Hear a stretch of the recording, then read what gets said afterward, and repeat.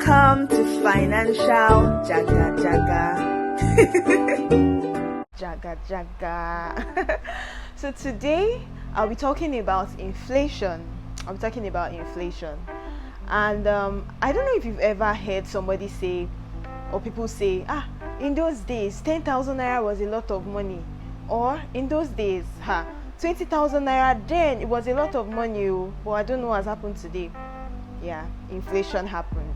So in simple words, inflation is basically an increase in the general prices of goods and services, meaning that there's like a basket of goods that they used to calculate inflation every month or every year, and this month when they check the prices of everything in that basket, it is, let's say, 10,000 naira.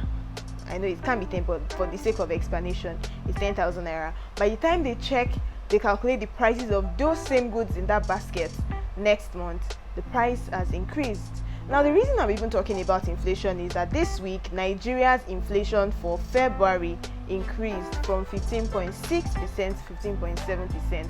So that tells us that things in Nigeria, prices of goods and prices of services are increasing. And I know that is not a surprise to many of us.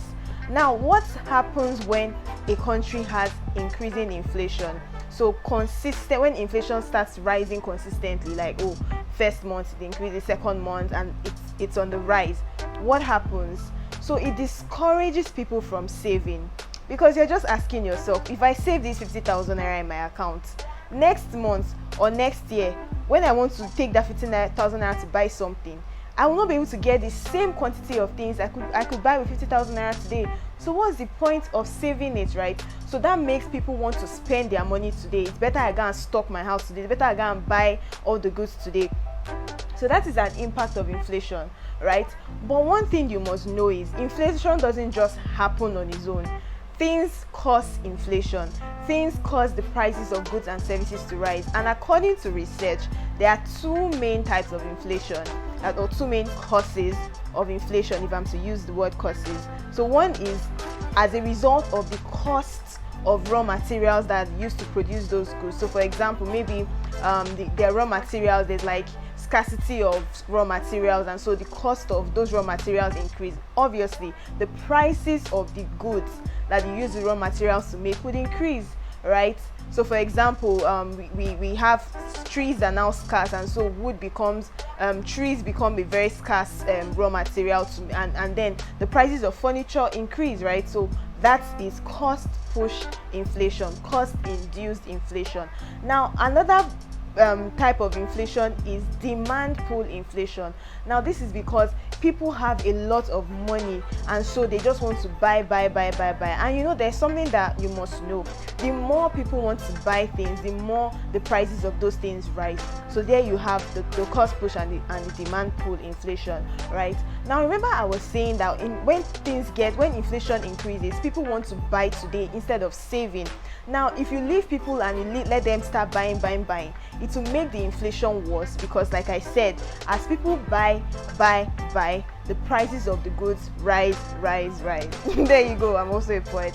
Anyway, now the central bank is there to stabilize inflation amongst other duties that they have. So they are not supposed to fold their hands and watch inflation rise. That's why you have something called the Monetary Policy Committee. They sit and then they decide what to do to tackle some of these issues. Now, most central banks, what they would do when inflation increases is that they would increase interest rate in the country. Hope you're not confused. Yeah. So what's the relationship? I mean, they are trying to discourage people from spending their money so that the inflation doesn't get worse. So when they increase the interest rate, people will be encouraged to save. People will say, okay, yeah, I know prices are rising, but I might as well just put this money in the bank and earn a good interest, or I might as well put this money in an investment and earn a good interest. So that is why they increase interest rate when inflation rises, right? However, even if they increase interest rate, you must be sure that whatever you are investing your money in is giving you a higher interest rate than inflation. So for example, if the inflation in your country is 6%, for you to be sure that you are actually preserving the value of your money, you should be earning interest on that money above 6%. But I mean, look around you. Is that really possible in whatever, I don't know, you might be watching this from, I don't know what country you might be watching this from, but is that really possible in your environment? Well, I don't know. But there are some things that you as a person or as an investor can do. You should strive to preserve your money. No, I'm not saying you should go to your backyard and dig the floor and put your money in. No, that is not going to preserve your money, because even if you dig the floor and you put 50,000 naira there, next year when you bring out 50,000 naira, you will not be able to buy the same things you were able to buy this year if inflation has increased, if the prices of goods and services has increased. So what do?